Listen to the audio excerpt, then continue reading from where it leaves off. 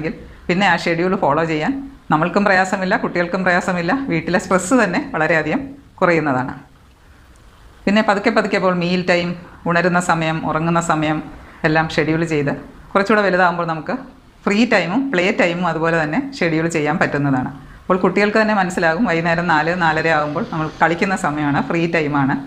അപ്പോൾ അവർക്ക് സ്വന്തമായി എന്തെങ്കിലും ചെയ്യാൻ പറ്റുന്ന സമയമാണ്. അതൊക്കെ അവർ അപ്പോൾ പ്ലാൻ ചെയ്ത് ഷെഡ്യൂൾ ചെയ്തോളും വലുതാകും തോറും. പിന്നെ രാവിലെയുള്ള ഷെഡ്യൂൾ നമ്മൾ കൺസിസ്റ്റൻസിയെ പറ്റി ഞാൻ പറഞ്ഞല്ലോ. അപ്പോൾ നമ്മളെപ്പോഴും ഇപ്പോൾ ഉണരുന്ന സമയം, ഇന്ന് അവധി ദിവസമല്ലേ, കുറച്ച് കൂടുതൽ സമയം ഉറങ്ങിക്കോട്ടെ, 10 മണിക്ക് എണീറ്റാൽ മതി, 11 മണിക്ക് എണീറ്റാൽ മതി. പ്രത്യേകിച്ച് കൗമാരക്കാരായ കുട്ടികളാണെങ്കിൽ നമ്മൾ സമ്മതിച്ചു കൊടുത്താൽ അതേപോലെ തന്നെ അങ്ങ് ഉറങ്ങിക്കോളും.